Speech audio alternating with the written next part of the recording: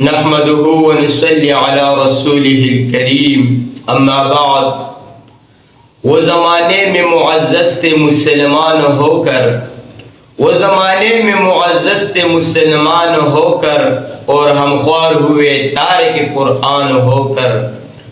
محترم مسلمانانو پرون پناہم نومبر باندے زمونږ او د ستاسو د عظیم رهنما د عظیم مشر د عظیم رهبر علامہ ڈاکٹر اقبال رحمت اللہ علیہ تاریخ پیدائش رضوا. اس محترمو ڈاکٹر سے سوکو دا غی زندگی سنگوا آغی سے کارنامی کری دی دا غی بارک اسو خبری کو مختصر. محترم علامہ اقبال رحمت اللہ علیہ یو ډیر عظیم انسان تیر شوی دی. دا ویډیو هم زموږ مقصد دا دی چې زموږ نوجوانانو ته پته ولګي، زموږ نوجوانان ناخبره دي چې علامه اقبال څوک وای. خو قوم او ژوندی قوم هغه دی چې خپل مشران نه هیروي، او مړ قوم هغه دی چې خپل مشران هیر کړي. ژوندی قوم خپل مشر نه هیروي. علامہ اقبال دا زمونږ او ستاسو هیرو دی، زمونږ او ستاسو قومي مشر تیر شوی دی چې د هغه زندګۍ نه ځان خبر کو. دا محترم یو ډیر عظیم او لوی انسان تیر شوی دی د پاکستان تاریخ کې، بلکې د بر صغیر تاریخ کې، ځکه پاکستان جوړېدو نه مخکې هغه وفات شوی دی او اسلام سره ډیر وابسته انسان. علامہ اقبال رحمت اللہ علیہ چې سوره شاعری کړی دا، سوره لیکلي کړی دي، زیات تر وای دا قرآن او د احادیثو هغه تشریحي زیات تر شعرونو په طرز کړی دي. اوس هم یورپ لګیاري مختلف ممالک لګیاري د دې د شعرونو ترانسلیشن کوي او د دې په شعرونو باندې ریسرچ کوي. یو ډیر صوفي یو ډیر بزرگ انسان تیر شوی دی. محترمو د علماء سره ډیره وابستگی و، د علماء په ډیر قدر کو، ډیر عزت په کو. خاص کر زمو علماء کې د انور شاه کشمیری رحمت الله علیه ډیر متاثر و.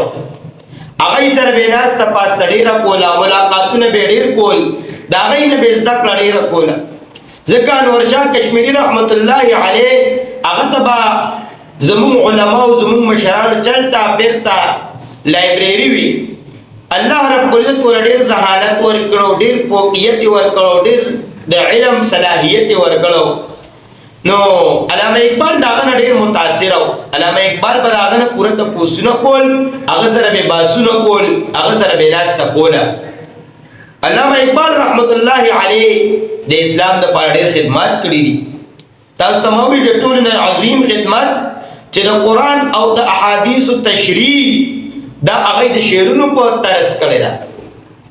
علماء کرام په جماعتونو کې په منبرونو دا شعرونه وای، دا ولي وای، دا ځکه وای چې دا ټول شعرونه اسلام سره ریلیټډ او ټول هغه شعرونه ویلي دي چې د قرآن او د احادیث تشریح دا خلکو لپاره پکې د امن پیغام دی، خلکو لپاره پکې د دین پیغام دی، خلکو لپاره پکې د حوصله افزایی پیغام دی، خلکو لپاره پکې د همت پیغام دی. دا شاعری کړی ده. نو محترم دا عظیم رهنما، دا عظیم لیڈر، دا زموږ استاد مشر تیر شوی دی.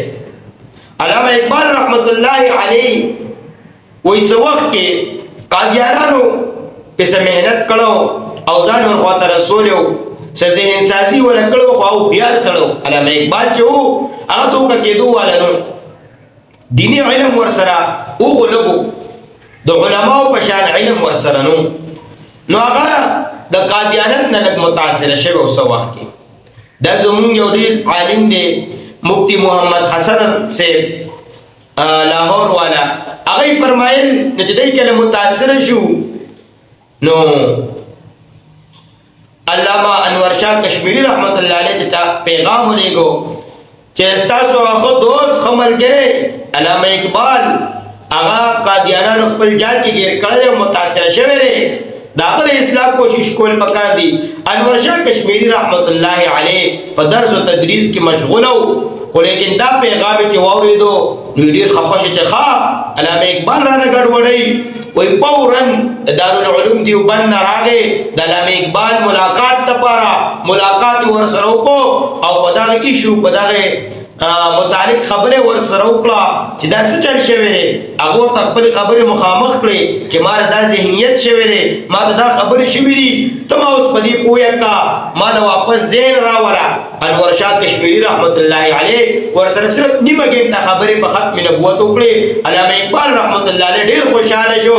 انور شاه کشمیری رحمت الله علیه په تندي خپل کو چې ستا د وجې زما ایمان بچ شو، یعنې الله مکه الله مکه ته نه وې ځکه متاثر شوی وم، ورستا په شان کس ما ته نو ملاو شوی الله مکه زمانن بل ځای ته تلم. محترمو علامه اقبال رحمت الله علیه زموږ استاد اسلامي او پاکستانی هیرو دی. اوم د اسلام خدمت کړی، اوم د پاکستان خدمت د مخکې جوړېدو د پاکستان نه کړی. د پاکستان جوړېدو خوب دا ډومبیا علامه اقبال لیدلی دی چې مسلمانانو لپاره یو آزاد یو اسلامي یو خپل ملک پکار دی چې مسلمانان پکې خپل نشر اشاعت کوي، خپل د دین خدمت کوي، یو ځان له آزاد ملکی. دا خوب ډومبیا علامه اقبال رحمت الله علیه لیدلی دی. دا عظیم خوب هغه لیدلی دی.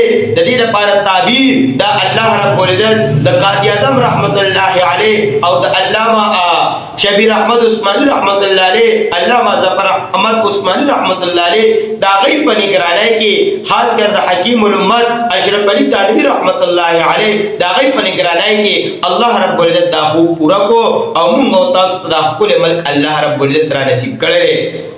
زموږ استاد دا خوب ملک دا د علامه اقبال رحمت الله علیه هغه خوب دی چې جوړ شوی هم صرف په مقصد سره پاکستان کا مطلب کیا لا اله الا الله دی، صرف جوړ شوی په لا اله الا الله دی.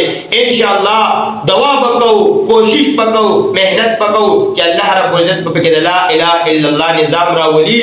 ان شاء الله عن قریب را چې زموږ استاد مهنتي زموږ استاد ملګرتیا د نیکانو خلقو سره الله رب العزت په د نیکانو خلقو مشری راولي، الله رب العزت په لا اله الا الله نظام راولي.